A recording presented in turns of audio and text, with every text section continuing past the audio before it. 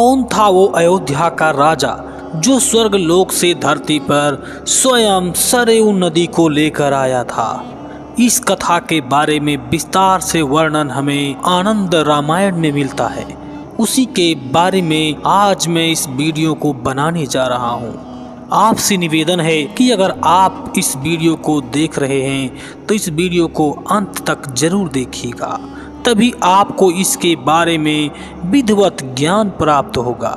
और साथ में अगर आप इस चैनल पर नए हैं तो हमारे चैनल को सब्सक्राइब करके बेल आइकन जरूर प्रेस कीजिएगा, ताकि हमारे द्वारा बनाए गए नए वीडियोज की जानकारी आपको सबसे पहले मिलती रहे। साथ में जय श्री राम कमेंट करना बिल्कुल भी मत भूलिएगा।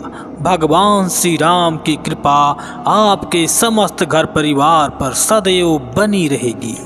सरयू नदी को स्वर्ग से धरती पर लाने की कथा स्वयं मुद्गल ऋषि जी प्रभु श्री राम को सुना रहे हैं। मुद्गल ऋषि वो ऋषि थे जब प्रभु श्री राम रावण को मारकर अयोध्या वापस आए थे तो उस समय कई ऋषि मुनि उनसे मिलने आए थे। उन्हीं में एक थे मुद्गल ऋषि। मुद्गल ऋषि ने बताया कि हे प्रभु, मैंने अपने पुराने आश्रम को इसलिए त्याग दिया, इसके समीप गंगा या सरयू इन दोनों पवित्र नदियों में कोई भी नदियां नहीं थी। यद्यपि इस आश्रम में निवास करके सहस्त्रों मुनीश्वरों को सिद्धि प्राप्त हुई है। मैंने भी कुछ दिनों तक यहाँ पर रहकर तपस्या किया था, परंतु क्या करूं, यहाँ किसी तीर्थ के ना होने से मुझे बड़ा कष्ट होता है। हे श्री राम, यह मैंने आपके पूछने के अनुसार आश्रम छोड़ने का कारण कह सुनाया है। अब और क्या पूछना है प्रभु, वो भी बता दीजिए। मुनि के इस वाक्य को सुनकर प्रभु श्री राम ने कहा, हे मुनीश्वर, अब आप मुझसे यह बताइए कि क्या करने से आप इस आश्रम को पुनः निवास कर सकते हैं। तब प्रभु श्री राम से स्वयं मुद्गल ऋषि ने बताया, यदि यहाँ पर सरयू और गंगा का संगम हो जाए तो मैं बड़े सुख से यहाँ पर निवास कर सकता हूँ। तब इस बात को सुनकर प्रभु श्री राम ने पुनः उनसे पूछा कि हे महाभागे, सरयू नदी का इतना श्रेष्ठ महात्म्य क्यों है और वह कहाँ से धरातल पर आई है, इन सारी बातों का विस्तृत वर्णन कीजिए।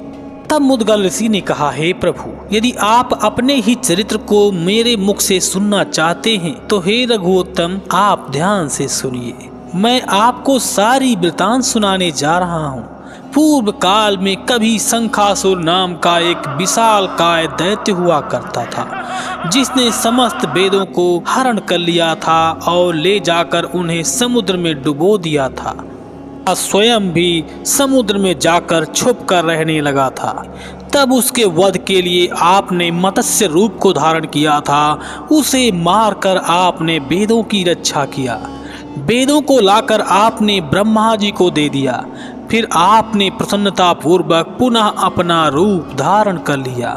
तब उस समय जो आपके नेत्रों से अश्रु बिंदु टपक पड़े थे, उन बूंदों ने एक पवित्र निर्मल जल वाली नदी का रूप धारण कर लिया था, क्योंकि वे बूंदें साक्षात नारायण के ही हर्षाश्रु थीं।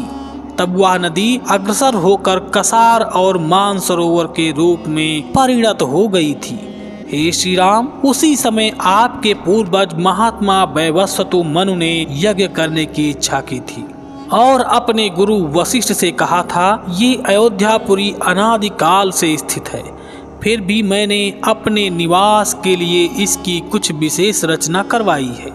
इस कारण से मेरे मन में ये प्रश्न आता है कि मैं इस नगरी में यदि आप कहें तो कोई यज्ञ कर लूं। तब गुरु ने कहा, देखो, ना तो यहाँ कोई पवित्र तीर्थ है और ना कोई महान नदी है, इसलिए यदि तुम्हारी इच्छा यही यज्ञ करने की है तो हे नृप उत्तम, मानसरोवर से सुंदर तथा पाप नाशनी एक नदी को यहाँ ले आओ।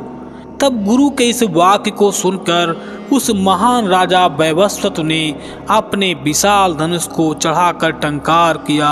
वह बाण सीधे मानसरोवर का भेदन करके उसमें से नदी को निकालकर उसका मार्गदर्शन करते हुए अयोध्या ले आया। बाण के मार्ग का अनुसरण करती हुई वह नदी अयोध्या तक आ पहुंची, फिर आगे जाकर पूर्वी महासागर में मिल गई। तब सर के द्वारा लाई जाने से उसे लोग सरयू कहने लगे अथवा मानसरोवर से निकलकर आने से सरयू नाम पड़ा। इसके पश्चात राजा भगीरथ हुई, जिनके पूर्वजों को कपिल मुनि ने अपनी क्रोधाग्नि में जलाकर भस्म कर दिया था। तब अपने पूर्वज सगर पुत्रों को स्वर्ग भेजने की इच्छा से वे लोग आपके चरण बिंदु से प्रादुर्भूत भागीरथी नदी को यहाँ ले आए। मार्ग में स्वयं भगवान शिव शंकर बैठे तपस्या कर रहे थे और प्रसन्न हो रहे थे। नदी को सरयू से लाकर भगवान शिव शंकर के केशों में मिला दिया। भगवान शंकर के वरदान से उस गंगा नदी की बड़ी भारी प्रसिद्धि हुई। वह वहां से बढ़कर समुद्र तक चली गई। लोग उसे गंगा कहने लगे। हे प्रभु, आपके चरणों से निकली हुई गंगा समस्त विश्व को पवित्र करने लगी और आपके नेत्र जल से उत्पन्न होकर ये सरयू भी लोगों को पवित्र करने लगी। हे भगवान, अब मैं आगे क्या कहूँ? करोड़ों वर्षों में भी इस सरयू नदी की महिमा का वर्णन कोई नहीं कर सकता है। हे श्री राम, आपने जो मुझसे पूछा था वो मैंने सारा वृतांत आपको कह सुनाया। तब मुनि के इस वाक्य को सुनकर लक्ष्मण जी से राघव कहने लगे, हे लक्ष्मण, अब तुम बाण छोड़कर सरयू के तट का भेदन करो और उसे यहाँ ले आओ। लक्ष्मण ने वैसा ही किया। सरयू नदी को 2 भागों में विभक्त कर दिया और क्षण भर में मुद्गल ऋषि के प्राचीन आश्रम में उस नदी को पहुंचा दिया।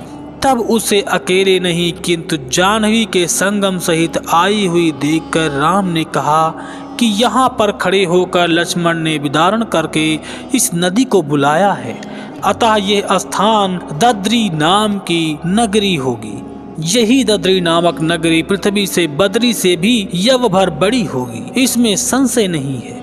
मुख्यतः आपके निवास करने से इसकी और भी अधिक ख्याति होगी। इसके पश्चात राघव ने सीता जी को बुलाकर कहा, देखो, सुमित्रा पुत्र लक्ष्मण ने मेरे नाम से चिन्हित बाण चलाकर उस सरयू नदी से यहाँ मुद्गल मुनि के आश्रम तक ले आए हैं।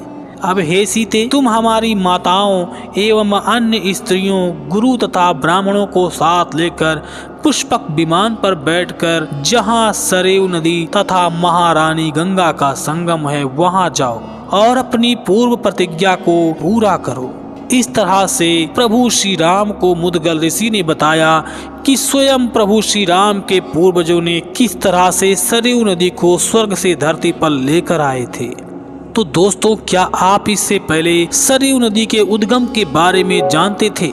हमें कमेंट के माध्यम से जरूर बताइएगा। और अगर वीडियो आपको पसंद आया हो तो इसे लाइक शेयर करके हमारे चैनल को सब्सक्राइब करना बिल्कुल भी मत भूलिएगा। साथ में जय श्री राम कमेंट करना बिल्कुल भी मत भूलिएगा। भगवान श्री राम की कृपा आपके समस्त घर परिवार पर सदैव बनी रहेगी। जय श्री राम।